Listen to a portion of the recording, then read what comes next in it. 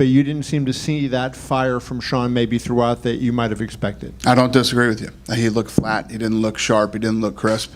Alright, so Dana's supposed biggest star in the UFC in Sean O Malley got bullied by Merab Dvalishvili in their UFC bantamweight title fight, and after weeks of trash talking, feuding, and beefing, Sean seemingly forgot how to fight, and as a result, he lost his title. And of course, Merab is a really dangerous opponent. I mean, he's literally the champion now, but this guy Sean really seemed to crumble under the pressure of Merab's wrestling, as well as the pressure of the situation as a whole. And aside from O'Malley's star power falling in a major way, the fight itself was pretty strange. So let's go through it really quickly round by round, and I'll give you my scorecard for the fight. Round 1 I definitely scored for Merab. The beginning of this round was really weird though, because both Merab and Sean's coach Tim Welch both got told off by Herb Dean for yapping at each other, which I didn't realize was illegal in the UFC. But this is just the first example of Herb over-reffing in this fight, and we'll get into that later. Regardless, I think this was a pretty clear round for Merab, seeing as he was able to control Sean on the ground for the last 2 minutes and landed some good shots in the clinch and on the ground. Round 2 was clearly another win for Merab. Sean got taken down pretty quickly and stayed on bottom for the rest of the round. Sean also got in trouble with Herb Dean for grabbing Merab's glove, but at the end of the round, something really weird happened when Merab started kissing Sean's back, let Sean go, and then got punched in the head by Sean while his back was turned. Again, this was a really weird fight. And in between rounds, I definitely got the vibe that Sean was feeling a bit discouraged when he was in his corner with Tim. Alright, so I actually thought that round 3 was a pretty close round. I've seen a lot of people wonder how Sean was given 2 rounds on 2 judges' scorecards, and even though I think I scored this round for Merab, I can see how someone could give this one to O'Malley. I do think that Merab landed some good knees to the head in the clinch, which probably earned him the round at least on my scorecard, but Sean did land some good shots on the feet towards the end of the round, which is probably how he stole this round for 2 of the judges. Personally, on my scorecard, I had it 3-0 going into the 4th, but if you had it 2-1, I really don't think that's all that crazy, but I do disagree. 4th round was another clear round for Merab. He was able to take down Sean with 3:45 left on the clock, and he kept him down there until the end of the round. Merab also pummeled Sean with ground and pound and outlanded him by a pretty huge margin according to the live stats, and in between rounds you can really see how exhausted Sean was. The guy had both elbows over his knees and his head was down towards the floor. If you're asking me, this is the body language of the mentally undefeated being mentally defeated. Round 5 of this fight is one of the weirdest rounds I've seen in a while. After Merab probably having the edge for most of it, O'Malley hurt him with a teep to the body where Merab visibly showed that he was hurt, and Sean didn't press the action or really do anything at all to follow up on the strike. I seriously can't believe that Sean didn't try to go for the finish when he saw Merab clutching at his stomach. This really shows to me that Sean was mentally crushed, and he either didn't have the energy or the willpower to try and go for the finish. Also, throughout this entire round, you can hear Herb Dean constantly telling Merab to work, which seems kinda weird to me because I wouldn't say that Merab was avoiding the action all that much. I mean, he was seriously telling Merab to work 30 seconds into the round, but it's not like Sean was doing anything either. Also, Merab was clearly up on the scorecards anyway, so it's more so on O'Malley to make some magic happen, but Sean was just so timid. This was a really bizarre round for a lot of different reasons, but I'd probably give this one to Sean just because he visibly hurt Merab. Anyways, I personally scored this fight 4-1 for Merab, but 2 of the judges had it 3-2, which I don't really agree with all that much, but I don't think that those scorecards are criminal or anything. And with all this being said, I think what really stands out to me from this fight is how quickly Sean began to withdraw in himself starting in the 2nd round. Like, every time we saw this guy in between rounds after round 2, he just looked more and more discouraged, and he seriously looked like he didn't even want to be in there anymore between rounds 4 and 5. And of course, Merab fought a fantastic fight. His game plan was perfect and his execution was great, but I kind of feel like O'Malley also just silently gave up and fought to not get finished, as opposed to actually fighting to win the fight. And I think it's hard to deny that Sean's star power in the sport has taken a pretty massive hit after last night's performance, because even if he lost but still fought his heart out, I'm sure a lot of us would be willing to give him his credit, but the guy fought so tentatively and seemed so scared to engage to the point where he got legitimately rolled over. And I know it's probably easy to say that Merab's wrestling was too much for him, which is obviously true, but a part of me also wonders if the pressure of headlining UFC 306 at the Sphere was too much for him, and it led to him having his worst performance that we've ever seen in his UFC career. As Dana White himself said, Sean looked flat, and he looked flat from the very first round before Merab even attempted a takedown, so I'm wondering if he just wasn't ready to be headlining an event of this magnitude. Like, until the last 45 seconds of the entire main event, it seriously looked like Sean forgot how to fight. Where were the feints, the jabs, the footwork, and just the general desire to win? Now, I'm not going to sit here and say that Sean got fraud checked or anything, because I really don't think that that's the case. He did beat Aljo and Cheeto fair and square in his most recent fights, and in my book, those are legitimate wins. But I will say that I do think that Sean got exposed, not just in terms of his wrestling, but I think that his mental strength might have been exposed as well. I mean, I do think that it's ironic that the same guy who loves to brag about himself being, quote, mentally undefeated after his first fight against Cheeto looked so visibly rattled after the second round. I mean, seriously, the most interesting and dramatic parts of this fight wasn't even the fight itself. Merab was so clearly ahead in this fight that the best parts of the match ended up being Merab and Tim Welch getting warned by Herb Dean not to argue with each other during the rounds and listening to the commentators shit on Herb Dean for urging Merab to engage even when he was winning and working. After last night's performance, I just don't think that Sean has that dog in him to truly be considered one of the greats at bantamweight or just in the UFC as a whole. And it's a damn shame because if he didn't fight so scared and wasn't so intimidated by Merab's wrestling, I do think that he could have shown a better side of himself, but he was just the mentally inferior fighter in there last night. And it definitely doesn't help Sean's case that I really don't think that he reacted to this loss in a very promising way. First of all, Sean didn't do a post-fight interview in the cage, which I was personally disappointed by. I would have loved to have heard Sean's take on the fight immediately after it happened, but I kinda just figured that he'd be at the post-fight press conference to talk about the loss in front of the media, but nope. Sean skipped out on the post-fight presser as well, and I'm not gonna lie, I'm really disappointed in Sean for doing this. I understand that he was probably really upset with himself for this performance, but I think it would have been a really good move for him to face the cameras and the journalists just to say that the fight didn't go his way and he'll be back or whatever. Sean loves to compare himself to Conor McGregor so much, so let's compare him to Conor McGregor really quickly. When Conor unexpectedly lost to Nate Diaz at UFC 196, Conor had the balls to be present at the post-fight press conference. And when he got knocked out by Dustin Poirier at UFC 257, he still had it in himself to face the media. I mean, it doesn't even have to be Conor. When Dominic Cruz got styled on by Cody Garbrandt at UFC 207, he very famously stood up in front of the media, addressed where things went wrong in the fight, and fans have appreciated Cruz for taking this loss like a man. Whereas with Sean, him skipping out on doing the post-fight interview and post-fight press conference reminds me a lot more of Ronda Rousey after she lost to both Holly Holm and Amanda Nunes, which is really not who you want to be compared to after you lose your title. For what it's worth, Sean did tweet this after the fight, which I guess is something, but I'd hardly say that tweeting 8 words shows to the world that you weren't mentally broken in the cage. Look, at the end of the day, I think it's fair to say that Sean has a lot of work to do, both in terms of his wrestling skills and his overall will to win. Because I don't think that Sean can keep making these claims that he's the biggest star in the UFC, he's a huge pay-per-view draw, or that he deserves to be headlining the biggest cards in the world if he keeps getting visibly broken when fights don't go his way. And seeing as he's probably going to have to fight Merab, Umar Nurmagomedov, or both in order to get back to the title, he's going to have to learn how to fight through adversity, or this is just going to keep happening to him whenever he faces a guy who can take him down. Obviously, there's no shame in losing to someone who's as relentless as Merab, but there are good losses and there are bad losses, and I definitely say that this was more of a bad loss than a good one. Yeah, I don't know, I do consider Sean to be a really good fighter who's possibly one of the better strikers in the UFC, but watching him fold under the bright lights into Merab's offense has left me questioning if he was ever really cut out to be UFC champion. Anyways, that's the video for today. Definitely let me know what you think about Sean O'Malley's performance last night. Do you also think that he mentally broke in there against Merab, or do you just chalk it up to a bad night at the office? As always, if you like the video, then like the video, and if you haven't subscribed to the channel yet, please do so. I appreciate you guys for watching, and I'll see you on the next one. Bye.